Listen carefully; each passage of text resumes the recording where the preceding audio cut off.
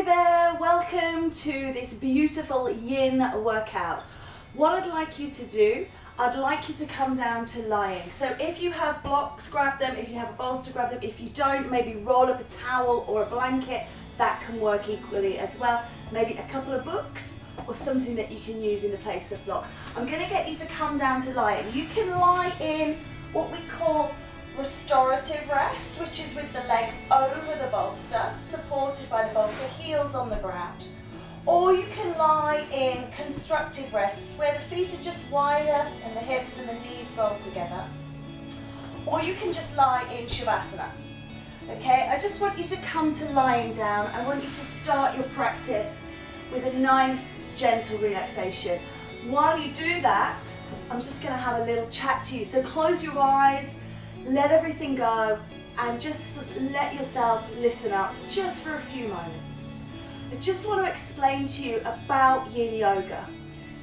It is a really beautiful practice that borders on meditation. So we need to allow ourselves to drop away from the surface of life. If you think about our 5 brain waves, the first 3 are where we're kind of coming from and going to in Yin Yoga. We don't want to go into delta gamma waves. We don't want to fall asleep. I know it happens, it's okay. But we try not to fall asleep. We're looking to move away from beta brain waves, those brain waves where we're in a fully awake state of consciousness, to move into maybe alpha, these relaxation brain waves. Maybe you can move to theta, the beautiful meditative brainwaves. We're looking to let go. We're looking to release. And one of the main aspects, the fundamentals of yin, is time. We give ourselves time in each posture. We have stillness, which is a bit of a misnomer because obviously our body is working all of the while. So, you know, our heart is beating, our lungs are working, all of that internal stuff is very industrious. But our bodies outwardly are still. That said, if you find that your body creates space in a posture, then it is perfectly acceptable to make little adjustments, little movements to move deeper into the posture if you want to, It's also perfectly acceptable to move back out of a posture. If you've gone in really deep and you think this is wonderful, and then after a minute or two you're like, you know what? Not so good, it's okay to back it out. When we're looking for stillness, what we're looking is for the resistance of the urge to fidget, to scratch, to move, to wiggle. It's not about that, it's about finding that stillness and resisting those urges. It's about that abhasya, that discipline of mind, to kind of identify, do I need to scratch my leg right now? Maybe I do, maybe I don't, maybe I can just let it pass. So it's having mind discipline, being in control of your mind and just controlling your body, controlling those urges, controlling those thoughts. So Yin Yoga, it's about hold, having time in that hold, it's about stillness, and it's about dropping away from the surface of life just for what, 30, 40, 50, 60 minutes. Maybe you can do a couple of hours, however long you've got. Maybe you've just got 10 minutes. You know, it's absolutely fine. So I just wanted to go through these principles with you while you kind of lay in there in your beautiful restorative rest, Shavasana, so that if you're not really conversant with yin practice, you've maybe got a little bit more insight, because not everybody knows about yin, and yin is beautifully, deeply nourishing to mind, body and soul if you allow it to be and if you know what you're looking for. So I just want you to hold here just a few moments longer, and I will shut up and let you have some time to just drop down and relax. Thank you so much for listening. Enjoy this practice. If you do enjoy it, remember, please like, share and subscribe and get this out there to the masses.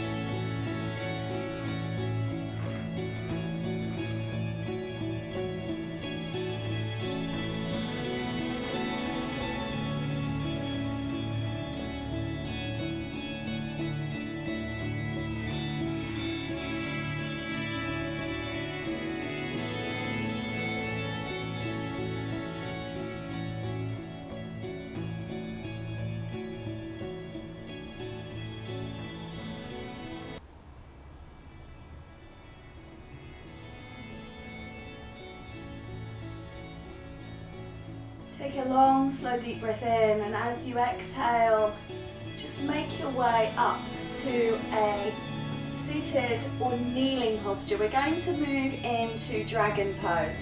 We're going to use the blocks. I know that you may have done this posture before, and that's absolutely fine. The bolster or blanket, if you only have a blanket, that's absolutely fine as well. And I do have a blanket here, you know, just rolled up. This works just as well, particularly in something like dragon, because it is supporting the back knee. So you can roll onto it, you can put your knee upon it. So blanket is equally as valid. You don't have to have all the kind of expensive, funky equipment, particularly if you're new to the practice and you're not sure how much you're going to be taking it into your life. So we're looking at the front leg. The front leg, the knee should really be above the ankle. Try not to push forwards. If you want to open the back hip, then step this foot forwards more. This is really important. So if you're opening that back knee more, and then your blocks or your books, whatever you're using, these have sides. So they are able to be at their highest, maybe at a medium, maybe you drop them down all the way. So just allowing yourself to feel your way into this pose. It's really yin for really good stretch and strength, this one. And then when you've found where you want to go, just close your eyes and breathe and just settle into it and look for your edge. Your edge is the point at which this becomes a stretch. Now, are you looking for stretch in this posture? And if you are, how does that serve you? So maybe we'll just back it off. I was reaching down a little bit too far, I'm not particularly warm this morning, so I'm just going to back it off, supporting my body, supporting my arms, and just letting myself open into this. And just let go, just breathe in.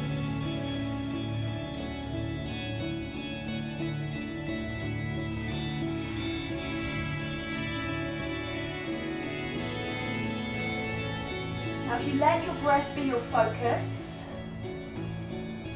stops the mind from wandering, closing down that mind chatter, that monkey mind, keeping it on the breath.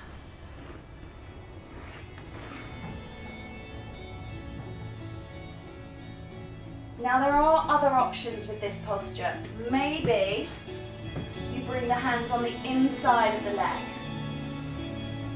Some people can even go all the way down to the floor. But just seeing where you are right now, and just because you've taken one of those options in the past, or you may take one in the future, you're only in this very moment right now. So what does it feel like right now? How does it serve you to express this posture at this moment? So just taking it to your level, whatever that may be, right now.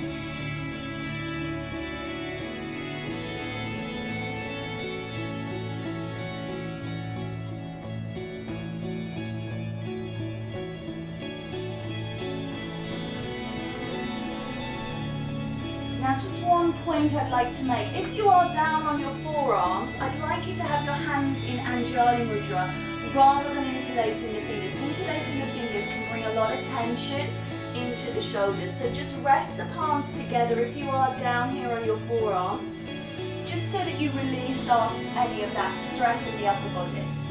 Just let the focus be through the hips, through the groin, breathing and releasing. And also, just a point to note, and I do say this every time, if the whole of this posture, if any expression of this posture just fills you with dread or if really hurts you, don't do it. You know, it's perfectly acceptable to spend longer in Shavasana or to do something else. So not every posture serves everybody.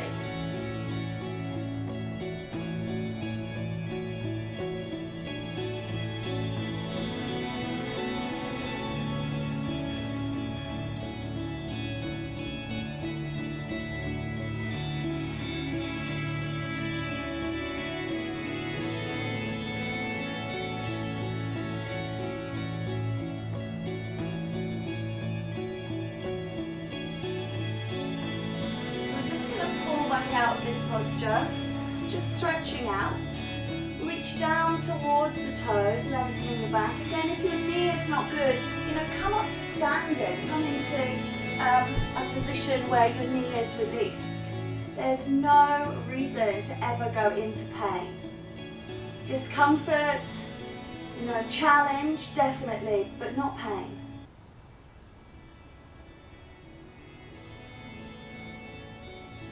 So just drop away towards that front leg.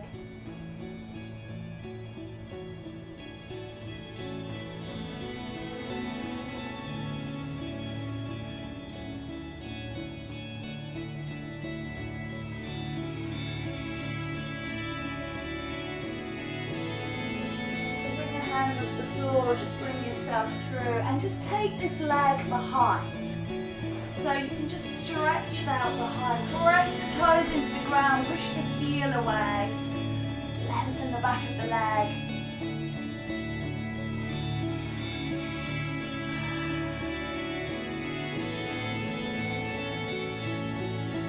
Just maybe you can just gently rock if you like to, or you can hold if you prefer.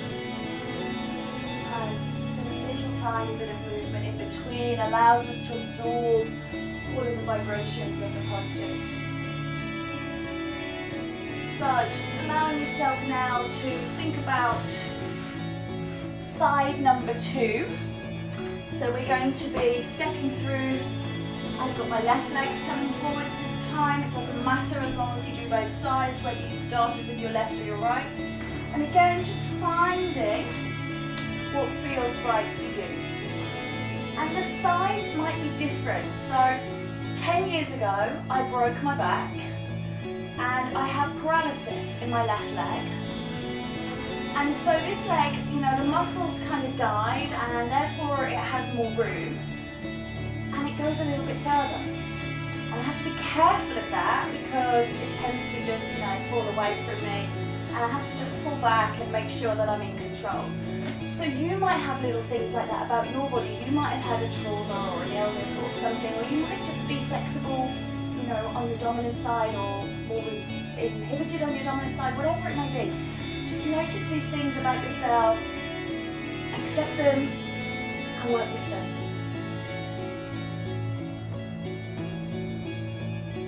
Just finding that point at which feel stressed, but not in a bad way. Challenged.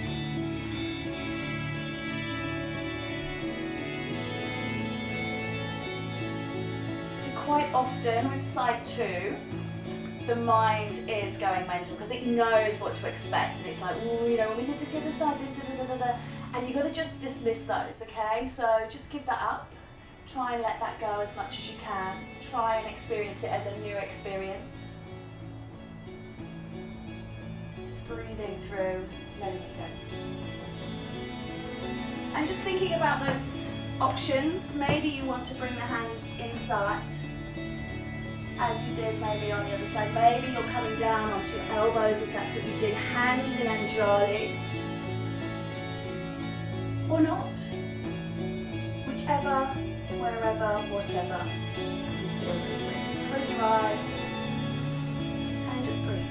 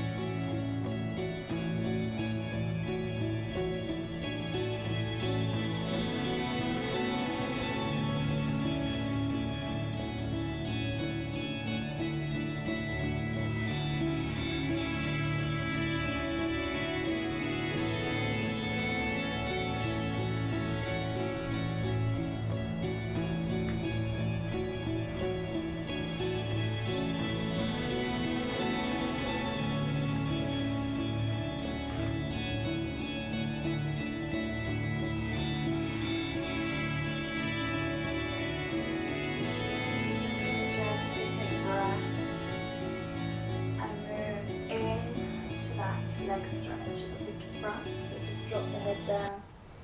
Again, remembering that you can do this standing, so you can come off the knee.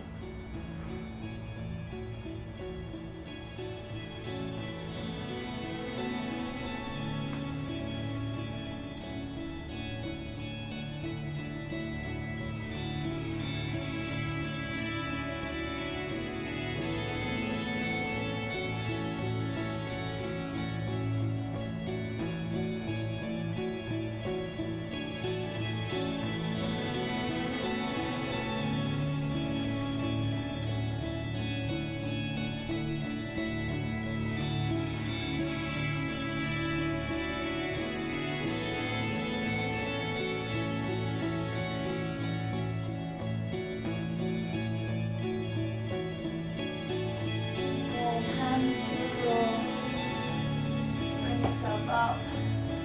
Move that, take that leg behind, press the toes into the floor. Just lengthen through that leg.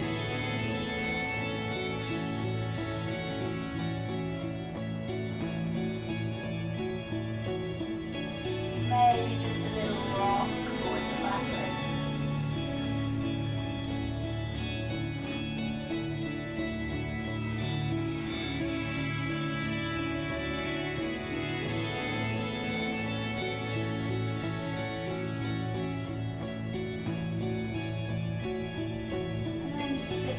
Back.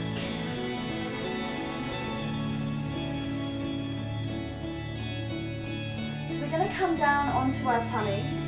We're going to come into Sphinx pose. Now you might know traditional Sphinx, and that's absolutely fine. So just move some of these props out of the way. Come down onto your tummy. And just have your elbows in classic Sphinx.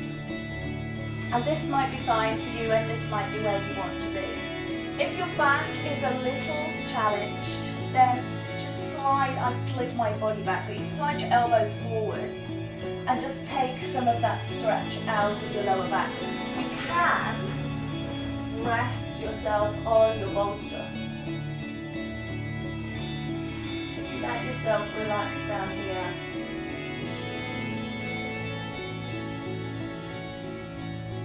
I think the bolster's a little too low, but you still want a bit of support. If you have blocks, they are a little higher, and you can, of course, just rest on those.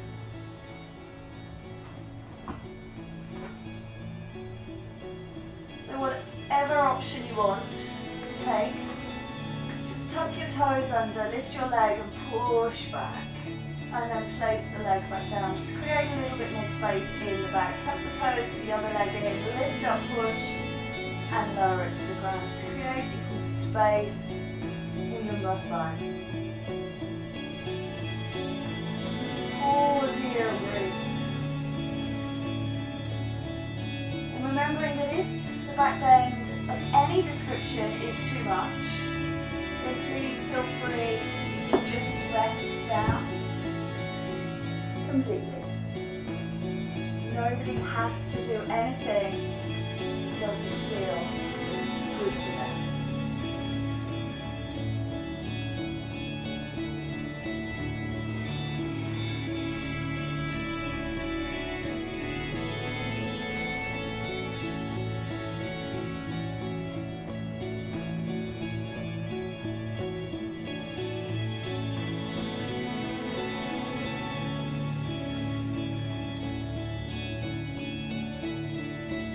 Again, just making sure that mind is present.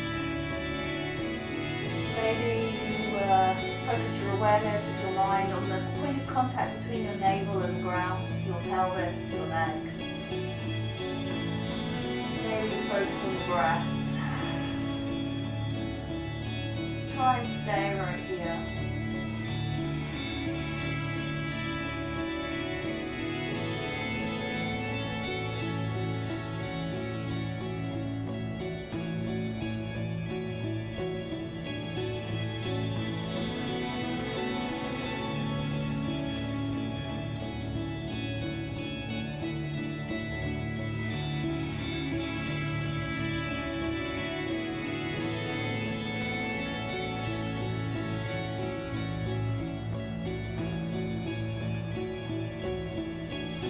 posture to help you feel grounded this. If you do feel a bit lofty, you need to re-ground yourself.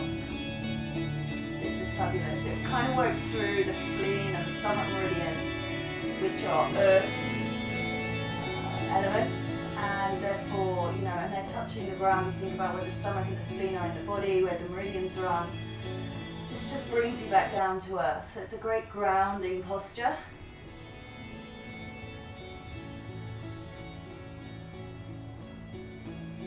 So use it if you need to bring yourself back to earth.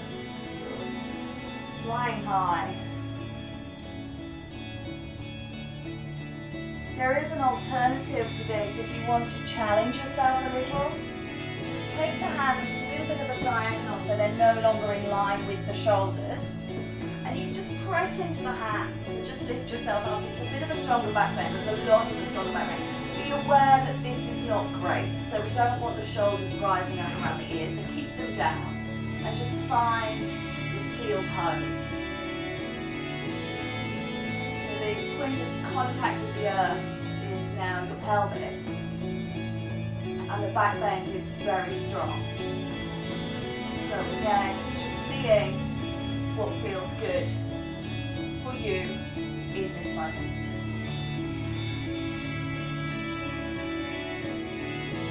So just allowing yourself to choose your position.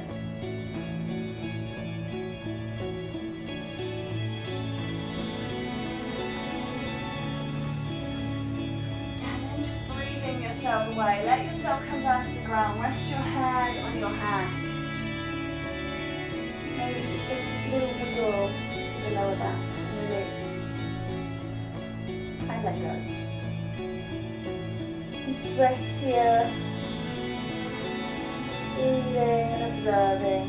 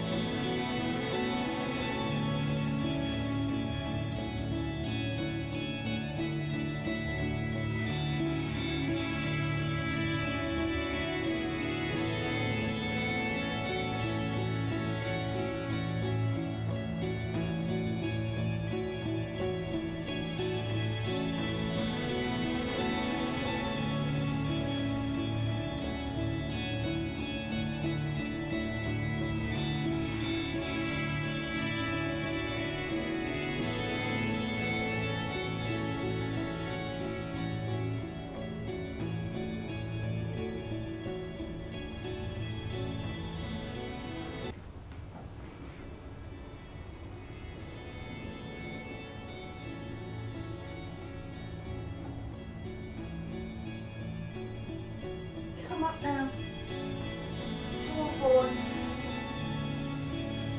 We're going to come into wide leg child. So the options here are to use your bolster lengthways, turn the zip down and lay the midline of your body along the bolster. And just allow yourself to rest here. Personally, I prefer to not use a bolster and to lay on the ground. So nice and wide, bottom down, and just rest on the floor.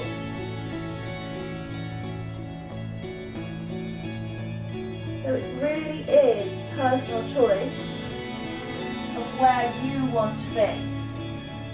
Okay, I just find I have belly and a breast, and they kind of get all squished up when I use the bolster. So it just, when I do it this way with no support, it just gives them all somewhere to be. So just be aware of these things about your body. If you can't get all the way down, you know, you can always maybe support here and come into this position. So let's just make our way down into our expression of wide leg child.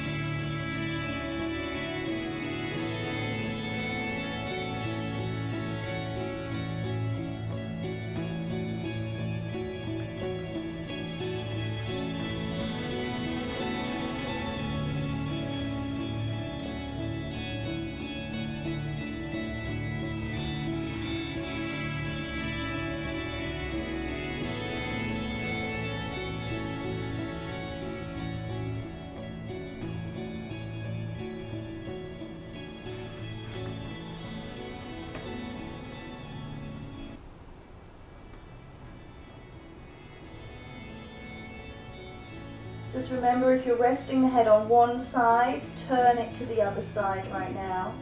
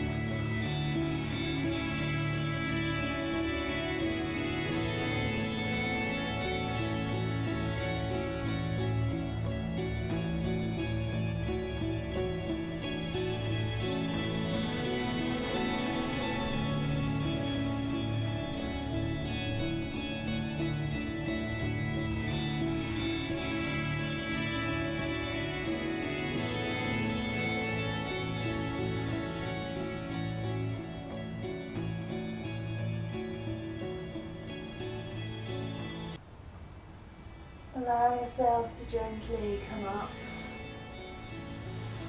without creating too much disturbance in the body. Turn yourselves over. Come in to your restorative rest, constructive rest, or shavasana. And I want you to just spend as long as you want right here.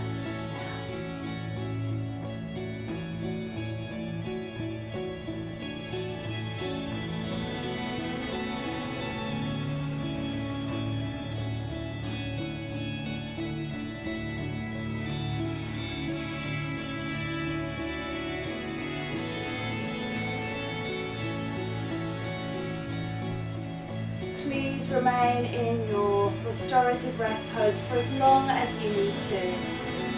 In the meantime, from me, Namaste.